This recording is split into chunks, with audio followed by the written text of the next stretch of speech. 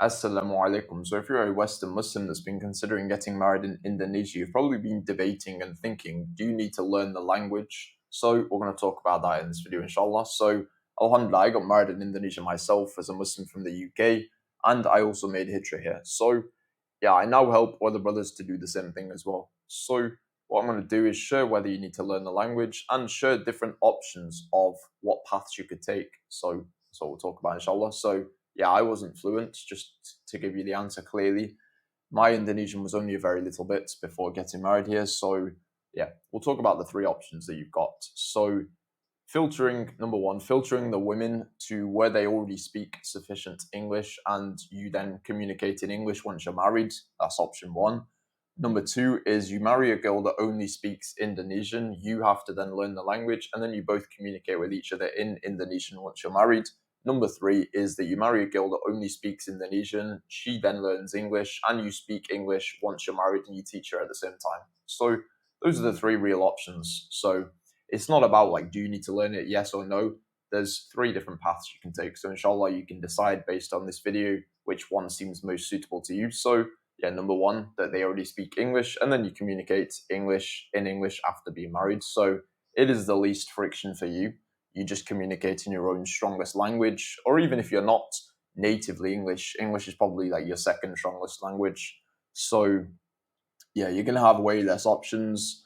So you are going to have a lot less options. If you're going to filter whereby they already speak good English, you are going to have less options, as only 8 to 15% of Indonesians speak English. Now, it does seem as though for younger women, it is actually quite a bit higher than the average for Indonesia. So let's say it's about 30, 40%, maybe even. So I'd stick to 30% with that. So yeah, if you're going to bring your wife to your home country, so let's say maybe you've already made hijrah to Egypt, Saudi, etc. You're going to then bring your wife over there.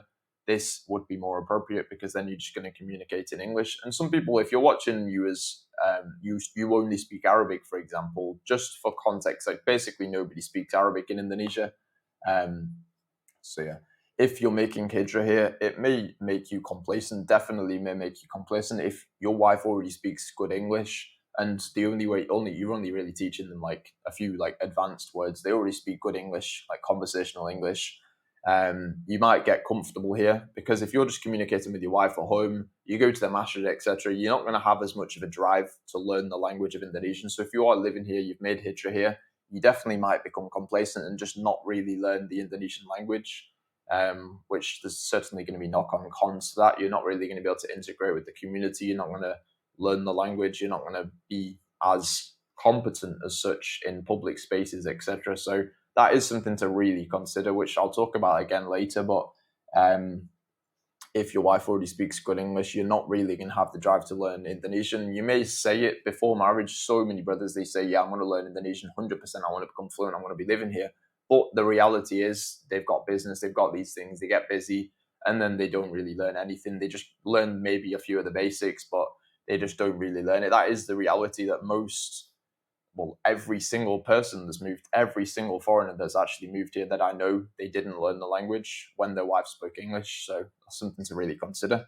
Yeah, still, even if she speaks English, likelihood is her family won't. So likelihood you won't be able to communicate with them in English. So you'd just be kind of sitting there like maybe there's a family, you go to see her parents, etc., and you can't really speak the language. So yeah. So number two is that they don't speak English. You set the commitment that you're going to learn Indonesian and then you communicate together in Indonesian. So you're going to have a lot more options. Certainly, you're going to have more options than option one. You've got all the unmarried women in Indonesia as the options. So yeah, a big pro, to be honest, is that they've less likely been exposed to Western media if they've not learned English, because the reality is that a lot that learn English, it is through movies, it's through these different haram things, which it's not good media, is it? So that is something to really consider, is where did they learn English? It is something very much to consider. It doesn't rule them out, of course, but if they've learned it from bad sources, then it's not going to be the best. But yeah, granted, Indonesian media is also not good. Like there's a lot of bad Indonesian media too. So it's not as though if they've not learned English that they've just been watching Islamic lectures in Indonesian all the time. There's loads of not good Indonesian media as well. So yeah, that is something to consider though. Best path would be to start searching now. So this is, if you're going to take this path, I would still recommend searching now. I wouldn't recommend, yeah, you get a tutor, you wait 6 months, you learn the language, blah blah blah. Wouldn't recommend that. Just translate the messages in the, well, obviously with the wali, not with the sister. Likelihood is the wali, regardless of what you're doing, doesn't speak English, so you're going to be translating for the most part. And then, yeah, once you're progressing, like you've done some vetting, obviously you're not going to really be able to do vetting meetings, vetting calls, etc. But once you're progressing in the sense that you've been speaking with the wali, you're both compatible with what you're looking for, etc. You're going to have a lot of motivation. You're going to have a lot of motivation to learn the language because, okay, you're progressing, you're seeing, okay, this is a suitable prospect, and now you're going to have like a big drive. Now this is a thing with any language, like if you have a big why, you're going to learn the language. It's like a baby has a big why to learn the language because everyone around him speaking whatever language, he has to learn the language. What else is he going to do? And you're going to have a similar drive. Realistically, you're going to have a huge motivation because you've got this sister. Basically, what's the barrier to getting married? It's that you need to learn some Indonesian. You're going to learn the Indonesian. You're going to find the time. You're not going to be sitting around. You're going to be learning the Indonesian. So yeah, basically take it really serious. Once you've got that drive, which probably you will once you've started progressing a little bit, obviously you're not going to go all the way. You're going to just find, okay, this is a suitable sister, and then take it very serious. Just learn as much as possible.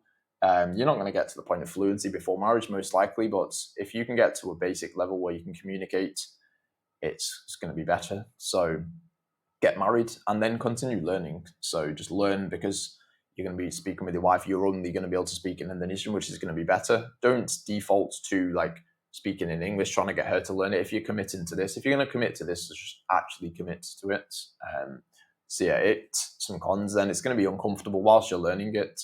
You might not be able to fully connect. Like early on in the marriage, you might not be able to fully connect if there's a big language barrier. Granted, you're going to keep learning. You're literally going to have to learn. So you are going to learn it a lot quicker.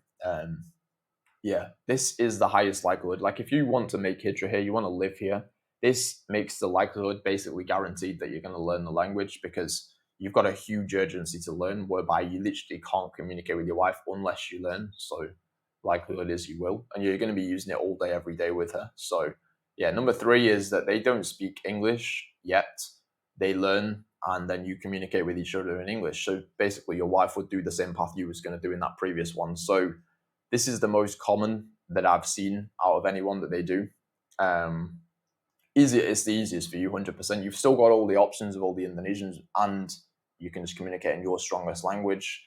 Yeah, likely they have a very little bit from English at school. Some more than others. So probably they don't speak zero English. Some of them they do, but some of them you'll find they'll speak like a really little bit of English, and then you can just teach them, which I find to be a good way, I'll be honest. This is what most brothers that I know do.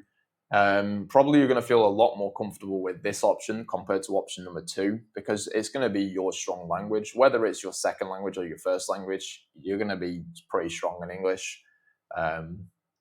And you're probably going to feel a lot better if you're in the teacher role rather than the student role, because it can probably feel, I would imagine, not a good feeling if you're like a student to your wife, kind of like you're trying to learn, and obviously she has every vocabulary in the language and you're so limited. I don't think that would feel like a very good dynamic, I'll be honest, for most brothers.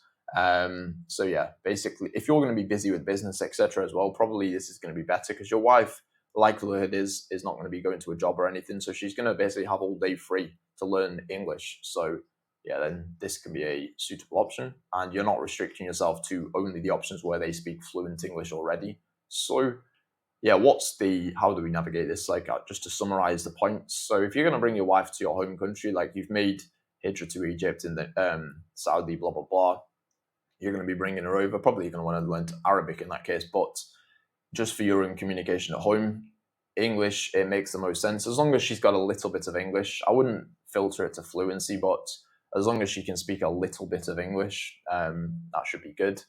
And yeah, that's probably the most suitable option, rather than you committing to learning Indonesian, but you're going to be living in an environment with no Indonesian, except at home. It does make more sense.